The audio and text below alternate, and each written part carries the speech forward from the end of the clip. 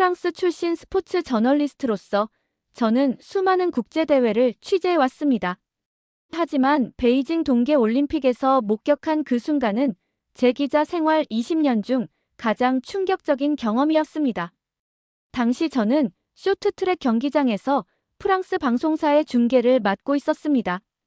남자 1000m 준결승전이 시작되기 전 평소와 다름없는 올림픽 경기장의 열기가 느껴졌습니다. 하지만 그 열기는 곧 불편한 긴장감으로 변했죠.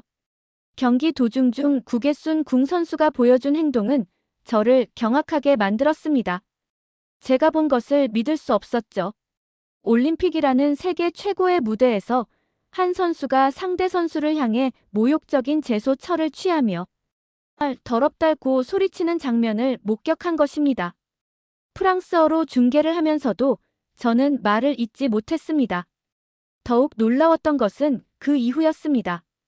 제가 한국 문화를 깊이 이해하고 있었기에 이런 행동이 얼마나 큰 모욕인지 잘 알고 있었거든요.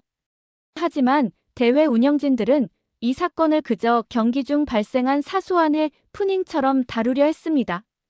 경기가 진행될수록 의심스러운 장면들이 계속해서 포착되었습니다. 중국 선수들 간의 밀어주기 전략이 너무나 노골적이었고 판정 역시 한쪽으로 치우쳐 있었죠. 제 옆자리에 있던 독일 기자도 계속해서 고개를 절레절레 젓고 있었습니다. 저는 그 자리에서 바로 파리 본사의 특별 리포트를 작성했습니다. 이것은 단순한 스포츠 경기가 아닌 올림픽 정신을 훼손하는 심각한 사태라고요. 20년간의 취재 경험을 통해 저는 이런 행동들이 우연이 아닌 철저히 계획된 것이라는 확신이 들었기 때문입니다.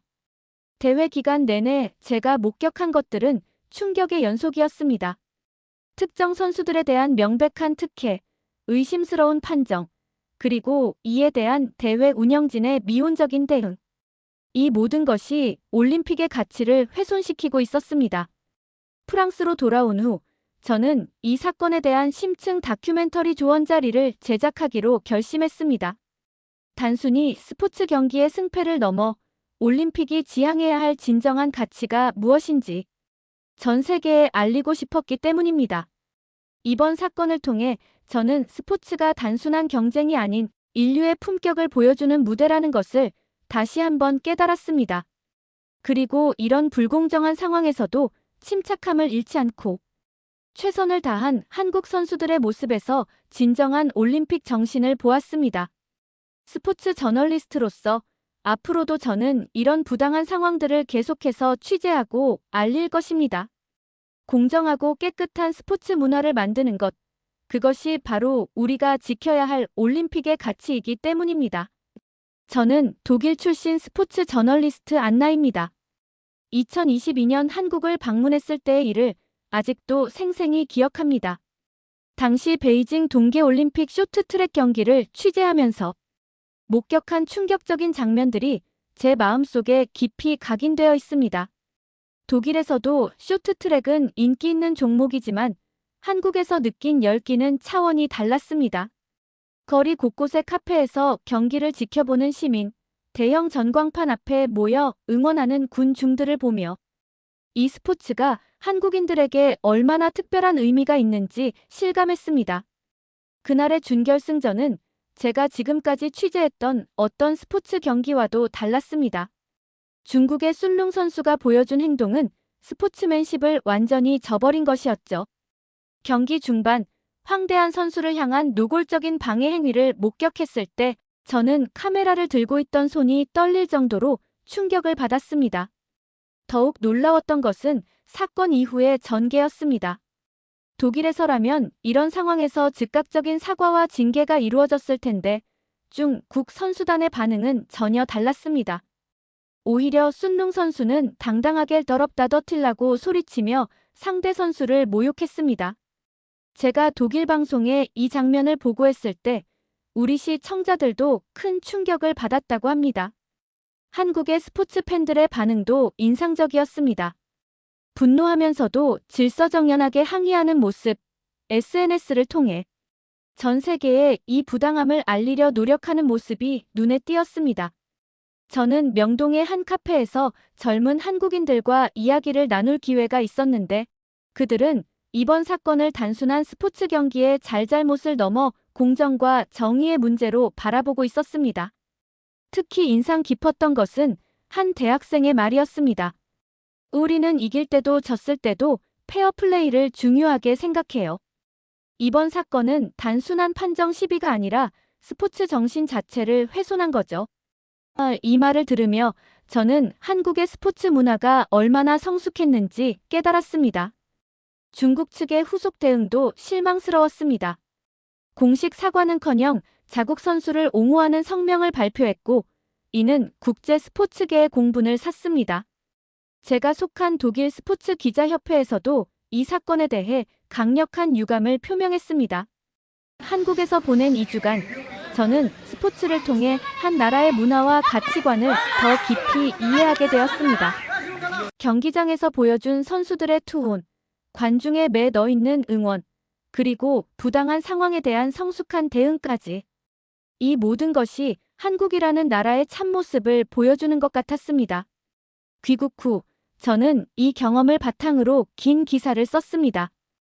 스포츠맨십의 진정한 의미를 보여준 나라, 대한민국이라는 제목의 이 기사는 독일 내에서도 큰 반향을 일으켰고 많은 독자가 한국 스포츠에 관한 관심을 보이기 시작했습니다. 저는 이탈리아 밀라노 출신의 루카입니다. 제가 20년 넘게 스포츠 저널리스트로 활동하면서 이번만큼 충격적인 사건은 처음 접했습니다. 피겨스케이팅은 우리 이탈리아에서도 인기 있는 종목인데 특히 카롤리나 코스트너 같은 선수들이 활약하면서 더욱 주목받았죠. 이번 순룽 선수의 사건이 발생했을 때 저는 마침 로마에서 열린 국제 스포츠 기자 포럼에 참석 중이었습니다. 사건 소식이 전해지자마자 회 의장이 발칵 뒤집혔죠. 전 세계 각국의 기자들이 한자리에 모여 있었는데 모두가 경악을 금치 못했습니다. 특히 인상 깊었던 것은 각국 언론인들의 즉각적인 반응이었습니다. 독일의 동료 기자는 이는 단순한 스포츠맨십 위반을 넘어선 폭력이라며 격앙된 반응을 보였고 프랑스의 베테랑 스포츠 칼럼니스트는 동계 올림픽 역사상 가장 불명예스러운 순간 중 하나라고 평가했습니다. 국제빙상경기연맹 ISU의 대응도 매우 신속했습니다. 제가 직접 ISU 본부가 있는 스위스 로잔을 방문했을 때 이 사회는 이미 24시간 비상체제에 돌입한 상태였습니다. 평소 신중하기로 유명한 ISU가 이례적으로 빠른 대응을 보인 것은 사태의 심각성을 반증합니다. 특히 인상적이었던 것은 유럽의 스포츠 팬들의 반응이었습니다. 제가 자주 가는 밀라노의 한 카페에서도 이 사건이 뜨거운 화제였습니다. 이탈리아 사람들은 원래 감정 표현이 풍부한데 많은 사람들이 어떻게 이런 일이 있을 수 있나? 라며 격분했죠. 심지어 피겨스케이팅에 관심이 없던 사람들조차 이 사건을 토론하는 것을 보면서 이 사태가 얼마나 큰 파장을 일으켰는지 실감할 수 있었습니다. IOC 윤리위원회의 움직임도 주목할 만했습니다. 제가 IOC 관계자와 독점 인터뷰를 진행했을 때 그들은 이번 사태를 올림픽 정신에 대한 중대한 도전으로 인식하고 있었습니다.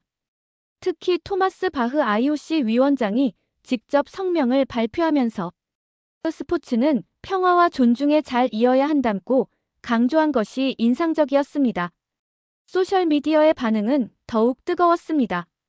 제가 운영하는 스포츠 뉴스 트위터 계정에는 전 세계 팬들의 분노와 실망감을 담은 댓글이 폭주했습니다.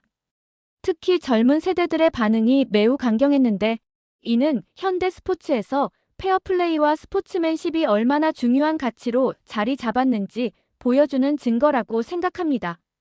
유럽의 스포츠 단체들도 발 빠르게 움직였습니다. 이탈리아 빙상연맹은 물론 독일, 프랑스, 스웨덴 등 주요 국가들의 빙상연맹이 공동 성명을 발표했죠. 제가 참석했던 긴급 기자회견장에서는 이번 사태를 계기로 선수 보호와 경기, 윤리 강화를 위한 새로운 프로토콜이 필요하다는 의견이 제시되었습니다. 특히 흥미로웠던 것은 은퇴한 유명 선수들의 반응이었습니다. 저는 전 이탈리아 국가대표 선수들과 인터뷰를 진행했는데 그들은 한결같이 우리 시대에는 상상도 할 수 없는 일이라며 충격을 감추지 못했습니다. 심지어 일부 선수들은 자발적으로 캠페인을 조직하여 스포츠 윤리 교육의 중요성을 알리기 시작했죠. 이번 사태는 동계 스포츠계 전반에 걸쳐 큰 변화를 촉발할 것으로 보입니다. 제가 취재한 바로는 여러 국제 스포츠 단체들이 선수 행동 강령을 더욱 엄격하게 개정하는 방안을 검토하고 있습니다. 또한 경기 중 발생하는 위험한 행위에 대한 처벌을 강화하고 선수 보호 시스템을 전면 재검토하는 움직임도 시작되었습니다. 저는 이번 사태를 계기로 스포츠계가 더욱 성숙해질 것이라 믿습니다. 20년 넘게 스포츠 저널리스트로 일하면서 보아온 많은 사건 중에서도 이번 사태는 스포츠의 본질적 가치를 다시 한번 생각하게 만드는 중요한 전환점이 될 것 같습니다. 앞으로도 저는 이탈리아의 관점에서 그리고 국제 스포츠 저널리스트로서 이 사태의 후속 발전 과정을 면밀히 지켜보고 보도할 예정입니다. 이 사건은 단순히 하나의 불미스러운 우발 사건에 끝나지 않을 것입니다. 오히려 스포츠계 전반에 걸쳐 페어플레이와 공정성의 중요성을 다시금 환기하며 앞으로 스포츠 정책과 규범에 영향을 미칠 중요한 계기가 될 것입니다.